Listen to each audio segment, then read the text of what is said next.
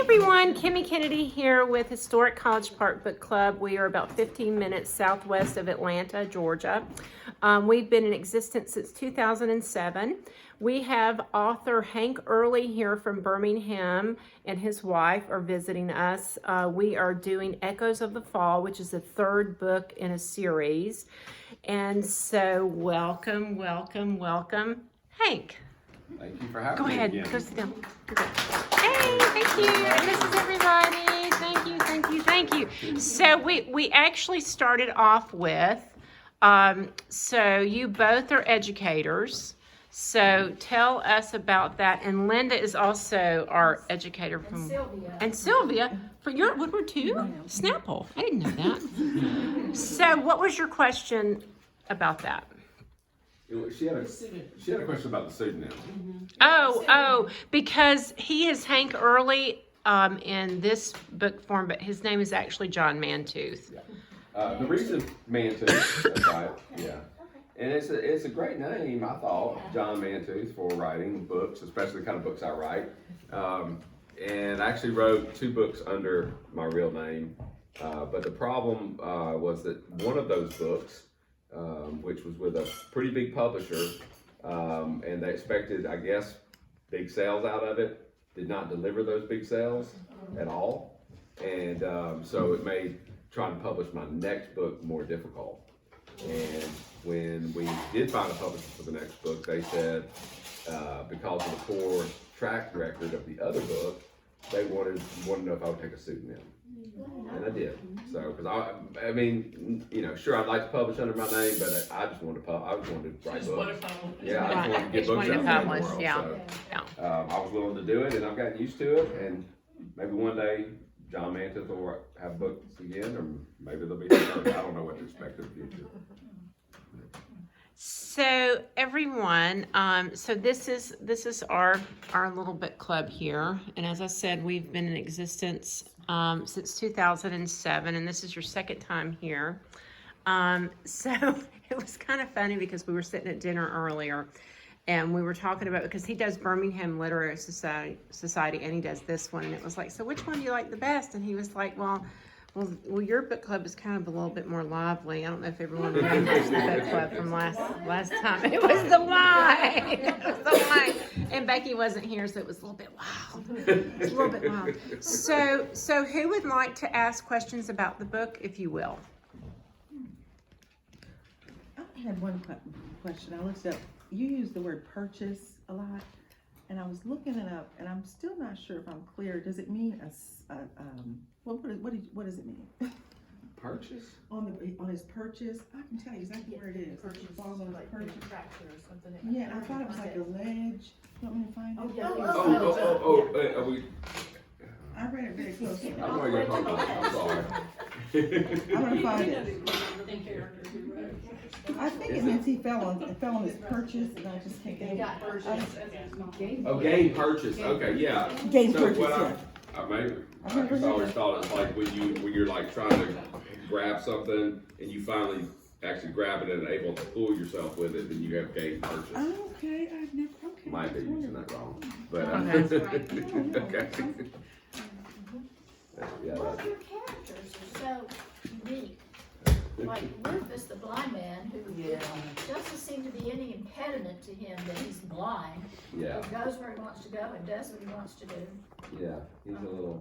Is this like someone you have known? Or? No, not really. A lot of the characters are based loosely on people that, when I was a kid, going to visit my grandmother in North Georgia, just the kind of people that she knew and went to her church and that sort of thing. So probably subconsciously, maybe based Rufus on a lot of the men that she knew.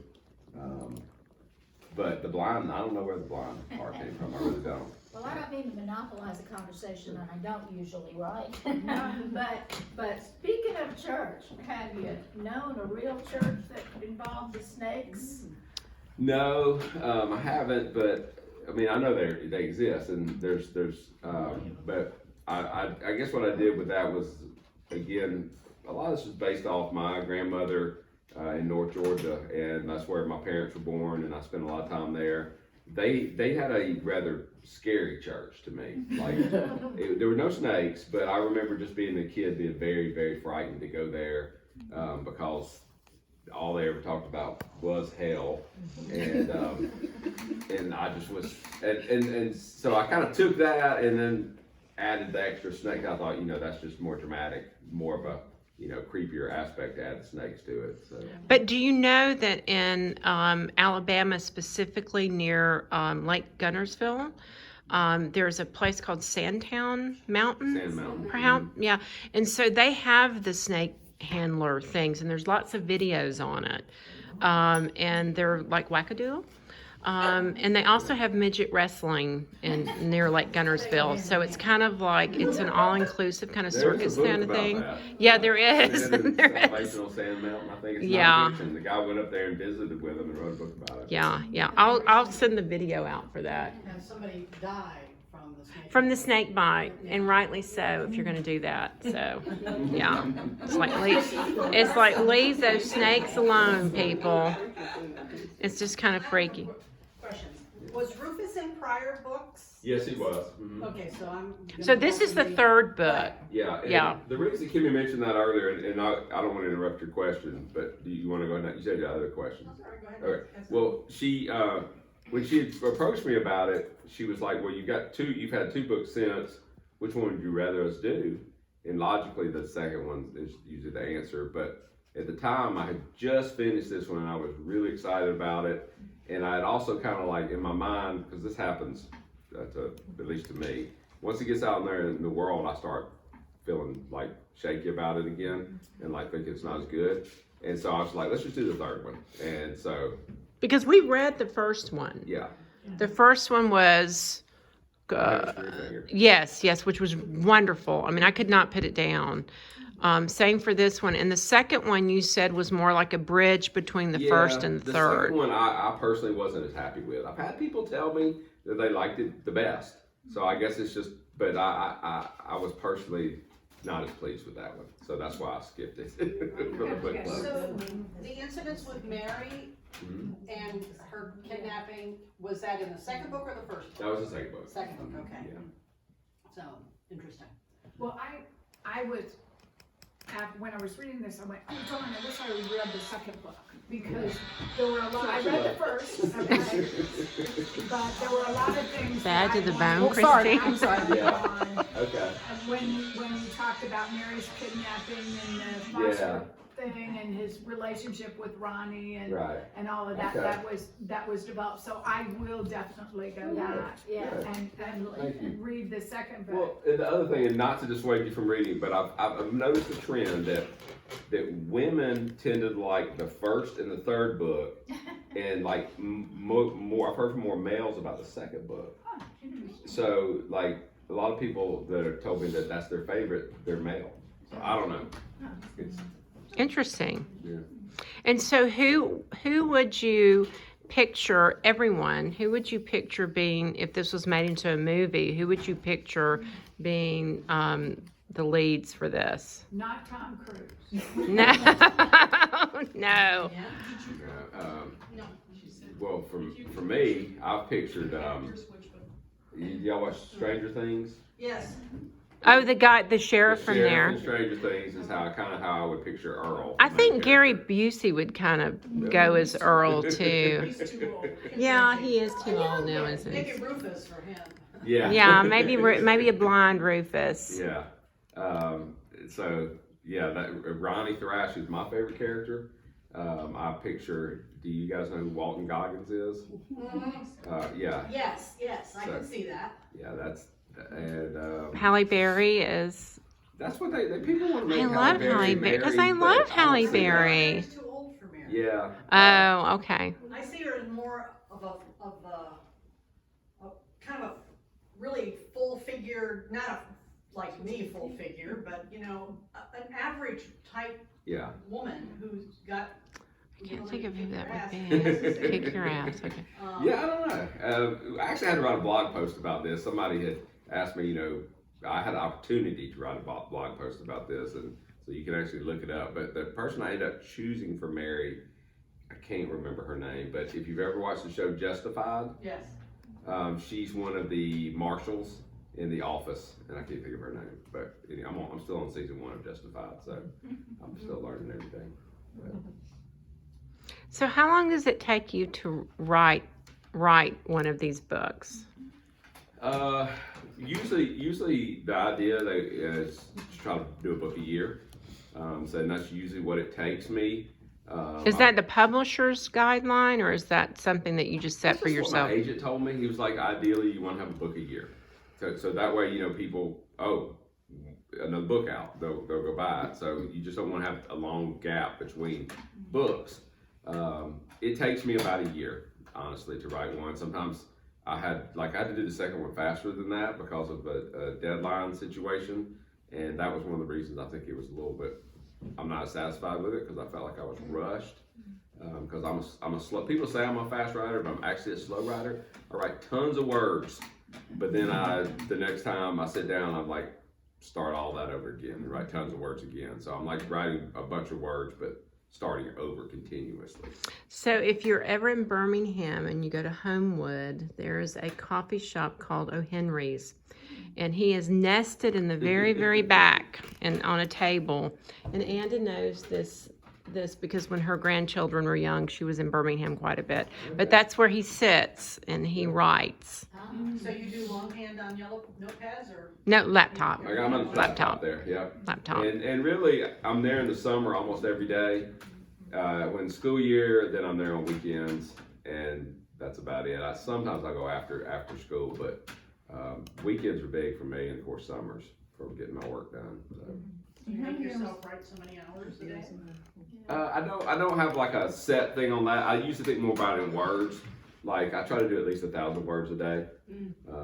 But it's better for me. Mornings are much better for me. So like what I've been doing recently is getting up for school. And there's the coffee shop she's talking about is not too close to our house. As Becky will tell you, she's like wasting a lot of gas going up there. But anyway, Thank you, Becky.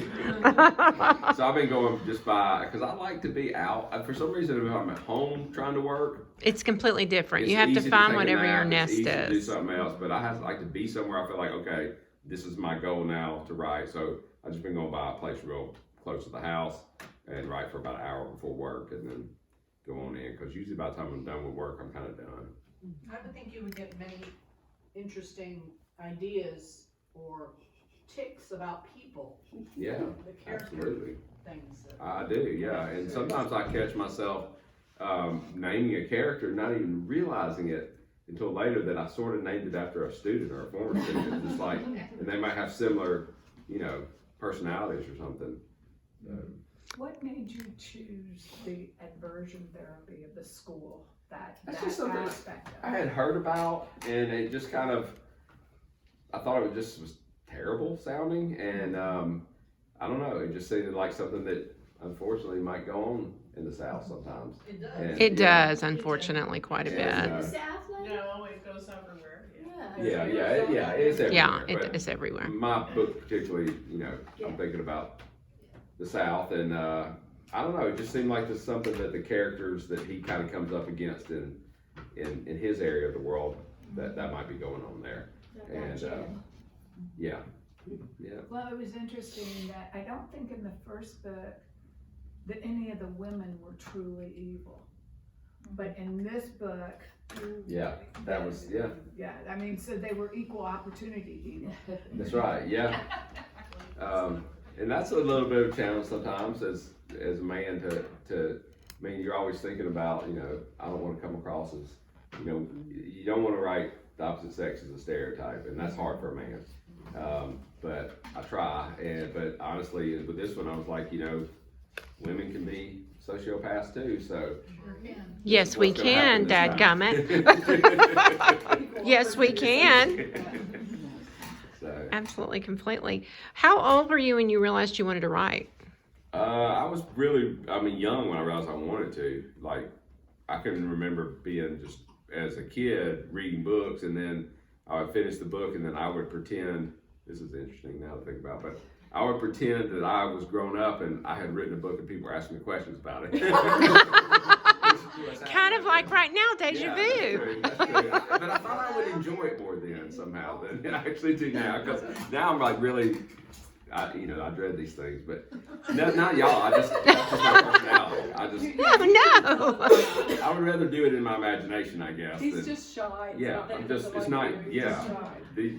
But I didn't ever really spend much time doing it like most kids. I mean, you don't spend, I guess there are some kids, but I was really into other things too. I was really into sports, and I was really into just playing with the neighborhood kids. And then I got to high school and I got into other things, and college came, and I guess it was when I was 30, and I realized whatever happened to that idea of being a writer. And I was still a reader. I had never given that up.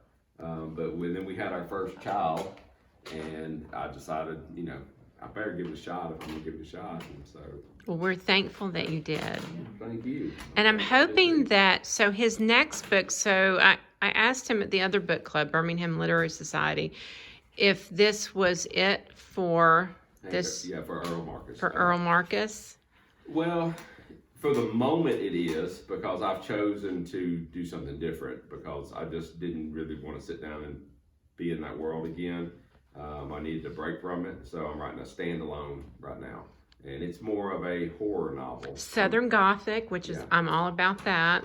Yeah, some people, you either like it or you don't, but that's kind of my sweet spot, so that's what I'm working on now. And can't say a whole lot about it. It's still definitely work in progress, but I'm hoping that it'll be finished by the summer, and maybe we'll have a release date at some point after that. So And we'll do it for next year.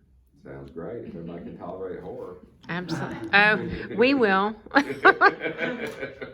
Have you ever had anyone ask you to adapt this for film? Because I think this will be fascinating. Oh, I would love See, that. I think so too. I would love it. Completely. No, nobody has. I told this story. I feel like I'm telling the same stories again, but only Kimmy's heard them. So I've only heard it, so go ahead. So when the first book came out, I got an email like probably a couple weeks after it came out, and it was from it said, "I'm so and so's assistant at NBC. He's produced this movie and that movie and this series." I can't even remember all the stuff, but I was like, "Oh my gosh, what's going on?" And she said, "We were wondering if the rights were available to your book, Ever's Crooked Finger." And so I immediately emailed my agent, was like, "What's going on here?" I was just like, "Are we about to sell the movie rights?" And he's emailed for about 30 minutes. I was on top of the world. I remember being at school, and I even walked down and showed my teacher, but I was like, "Look at this." I was like, showing the email. And he's like, "Wow." And then my agent emailed me back. He said, "Calm down." He said, "This happens." He said, "I don't know why they emailed you." He said, "They always email the agent normally. And this is normal. Like, just when a book comes out, they just ask about the rights to see if anybody's bought them. They're probably not going to buy them. They just want to know if they're available. In case one day down the road, they want to make a movie about a North Georgia son of a snake handling preacher, then they'll know, hey, there was a book about that." So it's more like them just doing their due diligence, I guess, and apparently it happens all the time. So no, I don't. Other than that, I haven't had anything about the movie rights or anything. But that would be awesome. I could completely see it though. I could see it. Yeah. Series or movie or something. Yeah. Yeah, completely. So if y'all know anybody in Hollywood, put it in their hands. Well, we're right down from Tyler Perry Studios. Give me a copy. Tyler Perry produced this movie. I'll do the hashtag. So anytime someone has a book they want Tyler Perry to do, they do hashtag Tyler Perry do this movie. Wow. So we will. And then do a billboard too. And they do a billboard too. Really? So you'll be on a billboard. Yeah. And beautiful young lady, and then she said, "I want to be, this is for Tyler Perry. I'm your next star." Oh, she want to be an actress. Yeah. Okay. to do? Get in that movie? Wow. I have a question about some of the mechanics of the writing, the Okay. tyranny of the blank page. Do you ever deal with that? If so, Yeah.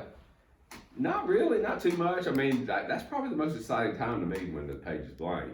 I deal more with the tyranny of I've written 30,000 words and I don't know where this is going yet. So that's my problem. I'm all about the original idea, and I'm excited to write something and just start going. But do you know where it's going to end when you start, or Well, do you just start? I'm getting better about that. I'm a really bad planner, like just in my life in general, I think, and in writing, I don't always see that be steps ahead, Right. if that makes any sense. Everybody works differently. Wait, what did you say, Becky? Would you like to elaborate on that? Yeah, I mean, like, I think you overplan your life. I don't know it. Well, maybe that's true. Maybe I'm just a bad planner in writing.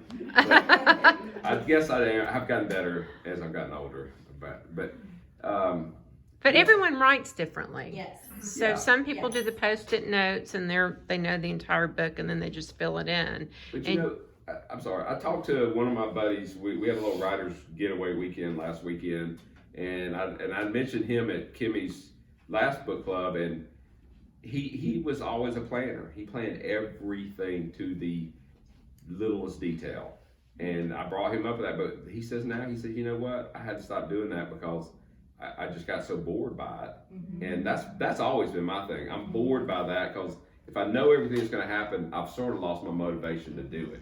Because now I know everything's going to happen. So the fun for me is sort of figuring it out as I go along. And then, of course, the key thing is once you figure it out, then you got to be able to go back and kind of change the beginning or set it up so that it makes sense to everybody. But I like that too. That's okay then. But yeah, I'm not a great planner. I'm more of a let's just see where it goes. So like, Characters speak to you? People always talk about that. I always think authors are lying about that a little bit when they say that characters speak to them. No, my characters never spoken to me. But when I'm writing and I'm kind of in it, then I can I hear their voices. You hear them. That's Yeah, what I hear their voices, and when I really get to know a character, like I feel like Ronnie Thrash, for instance, I feel like I know him now, and I can hear him. But no, it's not like in the middle of the night I hear him saying stuff to me. But yeah, so in a way maybe, but not literally. so like Hemingway, do you ever have a couple of beers and then get inspired to go in and write something? No, I'm coffee when I write, and I tried drinking one time when I write, and it didn't work. So I got drinking, makes me not want to write. It wants me to go have fun and do something, it's not a working atmosphere for me. So, but coffee's my thing. Lots of coffee. Well, I thought you did a really good job with how Rufus was blinded. Oh, And good. that kept me Because I was going worried through the about whole that. book. It's like, when is he gonna tell us what happened to Rufus? And then when you told us, Well, that was one of my concerns when I finished the book. I was like, I don't know if I pulled that off. yeah. So it's nice to hear somebody say that it worked for them. That was an example of how I like to write. Going back to your question a little bit, I set myself up a goal in the first book when he was blind, and I didn't say how he was blind. I thought, you know what, that's going to be cool. I'm going to figure that out eventually. And during the third book, I was like, okay, it's time for me to now really figure out why he was blinded. It's got to be a story. So I tried to incorporate that into the third book. And enlighten everyone as to how that happened for the ones who didn't get that far. I'm trying to remember, how did it happen? Wait. Yeah, I know, but I'm trying to back before. So he's basically out of guilt for the way he felt like he betrayed one sister for the other sister who manipulated him. He ended up, and there were a lot of other factors in his life too. He just left the church, made the big decision to walk out of the church that had been his whole life. And so there was maybe some guilt too mixed up in the fact that he had relationships with the one sister. And yeah, he decided that he was gonna, in a moment, I guess, put bleach in his eyes and over the river, and that was it. Yeah, that was pretty wicked. I think it came across better in my book than I'm telling it, but that's usually the case for me. So, But I thought that was really creative, morbidly creative. But so Becky, being his wife, do you ever read some of this and think, what in the world how did you come up with this, and who did I marry? I used to, but I know now that a lot of his like horrific things that happen in his short stories and his books are the things he fears. So, people will tell me, they're like, how did John is such a nice guy. How did he write that? And I'm like, it's not who he is, it's what he fears in the world. Right. So, like, if I could share, so if our children, It's John's like, what? so if our children like go to visit a friend 2 or 3 doors down and they're walking and it gets dark, then in his mind, his imagination, every horrible thing on their walk back from that kid's That is house, he thinks of it, and I'm like, they're fine. But no, they're not. That this could happen, and this could happen, this could, so that he has a very vivid imagination. And that's that overactive imagination. Yeah, probably. Yeah, I've just always been drawn to that. I mean, I'm not disputing her answer, and I probably am afraid of all those things, but I've always been drawn to those kind of stories that just, because I think, I don't know, was it Ray Bradbury? It might have been Ray Bradbury that talked about to see the stars, you gotta have dark, you know? Yeah, And that's so true. I think that's kind of my thing is I like the darkness, but I like to try to find some sort of redemption in the darkness, I guess.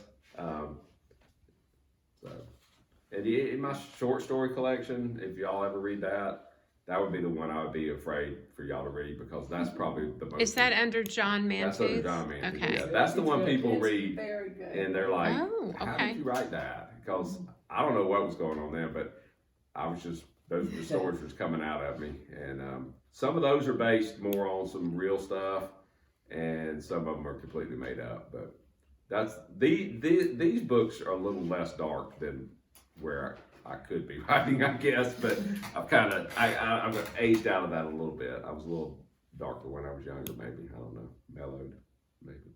Can you talk about the title that goes with the fall? Yeah. Originally it was called A Terrible Title. Wait, hold on. I'm getting my titles confused now. You had a really great title for this. No, that was the second book that was originally called Skull Keep. Right. It's here. The first book? No, I was trying to think of, like, what happens, it usually is the author has a title, and they usually make you change it. So I was trying to remember what the original title was, because Echoes of the Fall was not my title. But I don't remember what I originally had for this one. I think that might have been the problem on this one, is I just never had a good title, and we started brainstorming with the editors, and somebody said Echoes of the Fall, and that was like, yeah, that one works. Because it really kind of, it's a lot about the past, it's a lot about the echoes of the past, and then there's sort of the fall there, because I already had that stuff built in about him falling, but also the metaphorical falling that he did, so it seemed to work. So whichever editor came up with that one, yeah. Now, the book before the second book, I didn't like the title they came up with, and they sort of forced on me, In the Valley of the Devil. I just didn't, it didn't say enough to me, but. Well, have you ever been to a place like the Falls that come up so often in the book? Is there a real place in your head that is? Not one place. Again, it's kind of just a mix of a lot of places I've been, and just kind of in my imagination, I guess. But I tend to I think in all 3 of the books, there's always been a cave or something that's a theme that I realized after the fact, that there's always some kind of cave in these mountains that plays a major part in the book. So, but no, I didn't have a particular falls in mind there. I just sort of imagined it based on a bunch of other falls I've been to. Is that another fear? I don't know. Being Maybe. I don't locked know. in a cave, so to speak, or trapped in a cave, or I don't think it's a fear. I think standing at the top of the falls and thinking about falling over into that one could be. That one definitely could be. Did you see the German series on Netflix called Dark? People have told me about it, but I haven't seen it yet. You've got to watch that. It's fantastic. I've heard that's really good. It's very, very good. What is the favorite thing you've written, period? Out of everything you've ever written, what's the thing you're proudest of? Like you went back and reread it, published or not. Yeah. It was just the favorite thing I that you've don't done. reread anything, but if I was to choose my favorite, it would probably be my short story collection too. I felt, and I love writing short stories, that would probably be if somebody said you can sell short stories, book collections, and make some money off of them. That's probably what I would do. I don't dislike novels, but I feel like more at home with short stories. But they're very hard to sell. They're very hard to. I mean, think about how many. They're kind of coming back a little bit now. Some people are having some success with them, but novels are really what people want. Have you ever read anything by Farrell Sams? So He's a southern. So Farrell Sams was a physician in Fayette County, and Okay. he's published many books. But Yeah. he had a collection of short stories, and I can't remember what was the name of it. I just picked it up. Widow's out of Mite? My brother-in-law's library. So if you ever come across anything by Farrell Sams, grab it. Okay. I might send some to you. I think I have some in my library. But he's a wonderful short story as well. Yeah. And that's how I learned to write was through short stories. Going back to the earlier question about when I started. When I started at 30, I immediately, because all I'd read was novels as a kid, and all my life, just novels. And so I sat down, I'm gonna write a novel, and I wrote it. I wrote 100,000 words, and it was pretty bad. I mean, it was really bad. But I felt accomplished, and then I wrote another one, and I tried to send it out and maybe get an agent with it, but I kept getting some pretty bad responses. Like, I think one lady said that she kept trying to read it, but she just couldn't make the words make sense to her. Like, the sentences didn't even make sense. Start my book last month. Wasn't that crazy? That was crazy. I ain't gonna ask. So then I was like, okay, I feel like I can do this. Like, I want to do this. I've got ideas, but I've got to learn how to tell a story, I guess. And so I ended up joining an online writing community called Zoetrope. It may still exist, but it was fading out really by the time I got out of it. But people would write short stories, and then you would submit it online, and then the other writers in the community would critique the short stories. And then you critiqued other people's short stories. And so I was like, okay, well, I'll try short stories, so I'll get some instant feedback on it. Never written a short story, never really read a lot of them, other than like maybe in high school or whatever. Wrote a short story, and people were like, okay, this is pretty good. Like, so I got some good feedback on it. And so then I started reading short stories and sort of fell in love with them and started writing a bunch of them. And all through my 30s, from about 34 to 40, I just wrote short stories. And then I think I learned how to sort of tell a story better, and learned more about writing, just became a better writer, had a little bit of success. This is why when people ask me how to start writing, I always say, start with short stories. They're just so much more manageable before you jump to a novel. Learn on that, and then if you still want to write a novel, try to write a novel. So the next try, when I was, in my late 30s, that was the book that got published by Penguin, and then nobody bought, but that was, I learned how to do it, I guess. So. Was that the first Hank Early book? No, that was John Mantooth novel. Oh. Yeah, that was the one that. And what was the name of that one? The Year of the Storm. The Year of the Storm. But I've heard that mentioned quite a bit, and people really seem to like it. Yeah, it was everybody. I mean, not everybody, but a lot. I got a really good response from it. But that's the problem with a bigger publisher like that is, I guess they expect you to sell more or whatever, but at the same time, the publisher went through a lot of. Penguin had just merged with Random House, and my agent at the time retired right afterwards. There were a lot of upheaval going on, and my new agent tells me that book got lost in the shuffle, and so that at least makes me feel a bit better. But there are probably other reasons too. It probably just didn't grab people the way they hoped it would.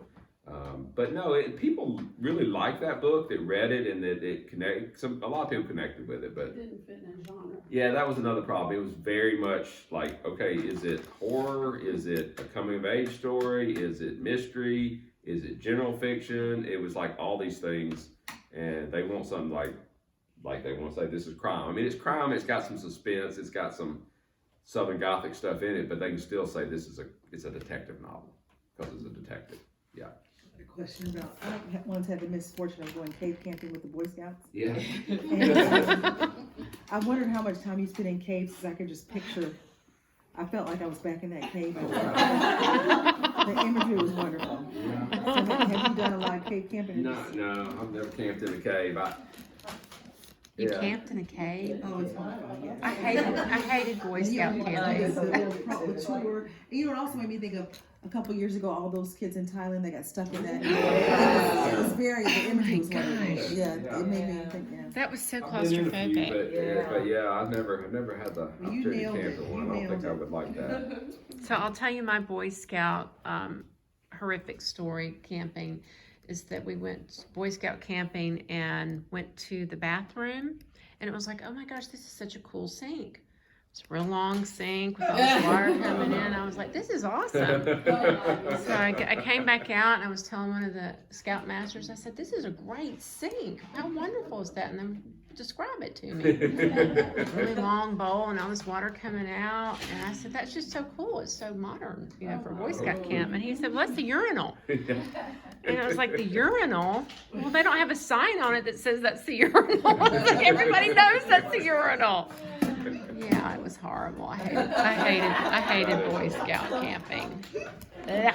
Everybody snored and everybody was dirty and it was gross. Yes, ma'am. You said you really enjoyed writing the short stories. If you were to go back and reread them, are there any that could be expanded into a full novel? Wow, that's a great question. I've never thought about that. Maybe. Now that you've learned Yeah. how to tell a story and It's become a possible. better writer? The watershed one, The water tower. water tower. Oh, That's what's the water tower I about? want the backstory on that, I wanted to go know those kids better. the water tower. It's just it's a real short story, and it again, it's not going to come off very great when I tell it here. But it's essentially these kids are told there's a rumor around the town that there's an alien. A dead alien in the water tower. Like it's an old water tower. You've seen like these old Oh, yeah. corrugated ones. And, Like Petticoat Junction. I used to watch And that. people do fall in the water towers. Yes. yeah, but this is an alien. That's what they were told. And so this kid and his friend go to try to find it. And That leads right into my next question. go ahead. How old are your kids? 17 and 15. Okay, that story right there would be a great young adult book. Yeah, it really, really I would. found Like, out about young adult books. Yeah. yeah, They sell like crazy. they sell like crazy. They do. Because adults buy young adult Because books. I buy young Yeah, that's adult true, books yeah. too, just to read because they're Yeah. fun. One of my friends that writes young adult, he said, look, I'm not writing for kids. He said, I'm writing for women in their 20s and 30s. That's who buys young adult books. Yep. So, but yeah. So I'll look forward to having that book. The water tower. The wa- So did they Dedicated to you. find the alien?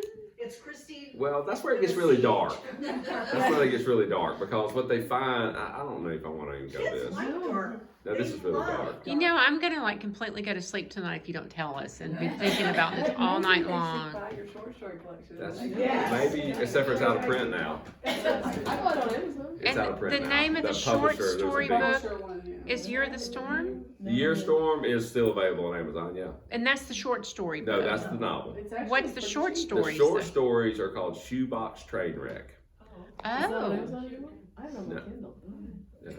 The Shoebox Train Wreck hopefully will be re-released. It's out of print. Ask for the rights back. That's kind of what you do if a book's gotten kind of old and it's not selling anymore. The publisher will usually give you the rights back because they're not really making anything on it anyway.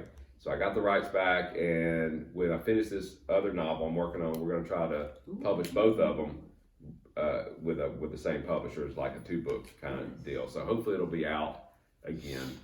and that's under John Mantooth. Well, look how popular Stranger Things is, and that's Yeah, that's true. young kids, Yeah. so. Year of the Storm was a lot like that. It was really important. Oh, you can get it on Audible. Is it still available? It says it is. Okay, well then maybe I haven't taken it down yet, but it's supposed to be. But yeah, have at it. And on Amazon. Everything's It- on Amazon. It may they may just still have some copies left that they Let's haven't make it real sold. expensive so because it's rare. Oh, I love the cover though. That's kind of cool. I have a business question about the writing business. And I had a notion that if I have a choice between a tangible book or a Kindle, that the author makes more money off of the tangible book. Is there any difference? It depends, because like authors can make a comparable amount of money to the ebooks. Paperbacks really are not gonna make, because you probably notice hardbacks can be very expensive these days. So author makes a decent amount off that, but really they get a larger cut off the ebook. So like off the ebook, you're traditionally gonna get 25%. Off the hardback, you're gonna get about 12. But you just gotta, I don't know, math-wise, I'm not sure. It depends on how much they're pricing the ebook for. And then the paperbacks, where I really felt like, and I've only had one in paperback, and that's the first one. They put that one out in paperback too. But I think it's like 10% off those, and those are priced pretty low too. So I think those are, I don't know. I don't understand the business. That's why I'm an agent, and he's tried to explain stuff to me before, and it just always goes. So I'm not cheating you if I choose the Kindle instead of the hardback. Not at all, not at all. And even people sometimes even like think they're cheating the author if they get it from a library. It's really not, because libraries have to buy the books too, and I would probably still prefer people to buy the book, because that helps them buy. Well, it probably helps me a little bit more, but getting it from the library helps me too. Because that means there's like, this book's getting checked out a lot, we need to order another one, so. Because they track all of that. Yeah. And I put your book in my little free library across the street. Yeah. So hopefully someone will pick it up and read it. Yeah. Do you do your audibles? Do you read the No, audibles? I've only had the one, publishing is such a mystery too. I've only had the one on Audible, and that was a short story collection. And that particular publisher had some kind of deal with Audible where they did everything. Every book they got an Audible. But since then, it's been more like these other publishing companies are saying, no, we haven't got the right offer from an audio publisher so I haven't got those ones on audio yet. But people tell me that they like my reading voice. So, but I think it would be perfect, especially for that the I don't know if I series. can pull it off though, because it's just long reading. That would be tough for me. But I have a friend in Birmingham who reads audiobooks, and we've talked about trying to do one of mine, but there's all the logistics on the rights and the publishing, and it's really something my agent and the publisher need to handle.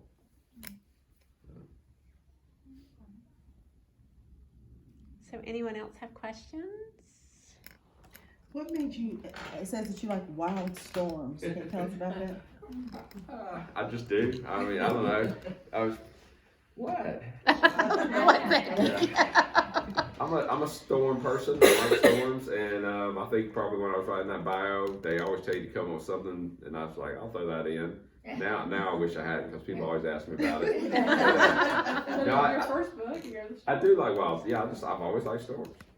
If there's a storm, I like to go sit on the porch. Well, And There is something great about a good storm. If you guys are ever in Atlanta and a storm's coming up, if you'll go to the hotel beside the Porsche. Yeah. So the Kempton Overlook now is what it's called. So they have an open bar that looks out onto the airport, and you can see storms coming in as the planes are landing, and it's fascinating. It's really, really cool. Very, very cool. So we completely thank you guys for coming up. Thank y'all for having me. So I'm going to actually go get your Audible for the Shoebox train wrecks, because since it's available and I'm in the car so much. Can't wait to do that. And they are in town for the weekend, everyone. So tell them something wonderful to do in Atlanta. Brunch places. Their kids are here with them. They're actually babysitting Wendy's kids. So anyone? The Beltline. Oh, the Beltline. Have y'all been on the Beltline? It's kind of it's a path along the old Beltline, the rail line, and there are restaurants. There's scooters you can rent. People watching is just been. Sometimes people will bring a chair and sit with a little table and bring a picnic, and they just watch people go by. But the graffiti The urban art is just absolutely fantastic. There's a lot. Your kids would love it. Is there a place to eat like a brunch down there? Oh, yes.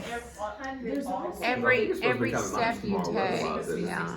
Yeah. Yeah. There's also, I don't know if you know about this phenomenon, the tiny doors. Tiny Doors Atlanta, so Google that. Google that. Okay. So Tiny Doors Atlanta, and actually I've been trying to start that in Birmingham. What is So it? it's just little tiny doors They're beautiful, and they're just in remote places. in remote places in Atlanta.